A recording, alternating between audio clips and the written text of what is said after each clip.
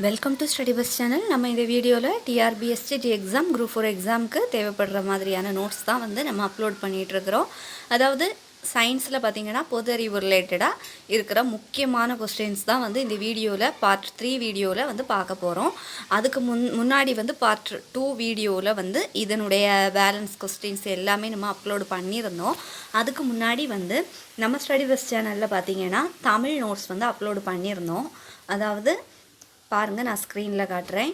6th standard Tamil new புக்கில் term 1, 2, 3 ஃபுல்லாக வந்து கவர் பண்ணி ஒரு 255 முக்கியமான வினாக்கள் மட்டும் பிடிஎஃபாக ரெடி பண்ணியிருக்கிறோம். இந்த பிடிஎஃபோட ப்ரைஸ் பார்த்திங்கன்னா 40 ரூபீஸ் மட்டும்தான். இதனுடைய டீட்டெயில்ஸ் எப்படி பர்ச்சேஸ் பண்ணுறது அப்படிங்கிறது டிஸ்கிரிப்ஷன் பாக்ஸில் வந்து கொடுத்துருக்கேன். அதை பார்த்து விருப்பம் இருக்கிறவங்க வந்து பர்ச்சேஸ் பண்ணி வாங்கி படிச்சுக்கோங்க. இப்போ வாங்க நம்ம சயின்ஸ் வீடியோ வந்து பார்க்கலாம். இது வந்து நம்ம ஆல்ரெடி வந்து பார்ட் 2 வீடியோவில் வந்து நம்ம அப்லோட் பண்ண கொஸ்டின்ஸ் தான் இப்போ ஸ்க்ரீனில் வந்து ஷோ ஆகிட்டுருக்கு. இந்த பார்ட் 2 வீடியோவை தொடர்ந்து பார்ட் 3 வீடியோ வந்து நம்ம இந்த வீடியோவில் வந்து நம்ம பார்க்கலாம். பாருங்கள், பார்ட் 3 வீடியோ சயின்ஸ் பொதறிவு ரிலேட்டடாக ஏற்கனவே வந்து இது வந்து இந்த இதில் இருக்க கொஸ்டின்ஸ் வந்து பார்த்திங்கன்னா 2011 வந்து கேட்ட கொஸ்டின்ஸ் எல்லாம் வந்து இதில் இருக்குது. ரொம்பவே முக்கியமான கொஸ்டின்ஸ். தேசிய அறிவியல் தினம் எப்போது கொண்டாடப்படுகிறது? பிப்ரவரி 28. நெல் பயிரிடும் நிலத்திலிருந்து வெளியாகும் வாயு எது? மீத்தேன்.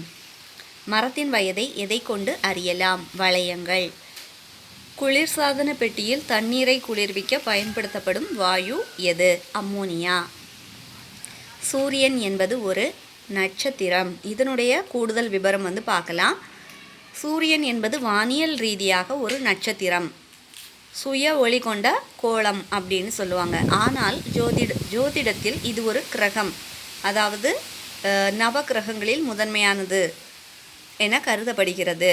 மேலும் இது எல்லா கிரகங்களுக்கும் மையம். சூரியன் பூமிக்கு மிக அருகில் உள்ள நட்சத்திரம். இது நெருப்பு பிழம்பு.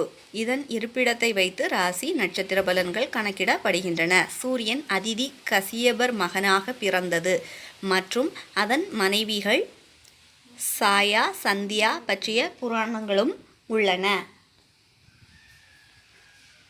தாவரங்களின் வளர்ச்சியை அளவிட பயன்படும் கருவி எது? கிரஸ்கோகிராப். நமது வியர்வையில் உள்ள கனிம உப்பின் பெயர் கால்சியம் ஆக்சலேட். எலும்புகள் மற்றும் பற்களில் உள்ள முதன்மையான மூலக்கூறு எது? Calcium phosphate. புதிதாய் பிறந்த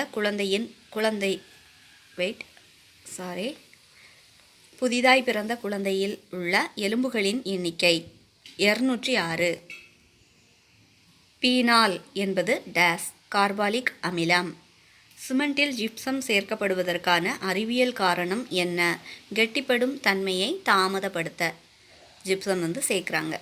தாவரங்கள் ஒளி சேர்க்கையின் பொழுது வெளியிடும் வாயு ஆக்சிஜன். செல்லின் கட்டுப்பாட்டு மையம் என்று அழைக்கப்படுவது உட்கரு.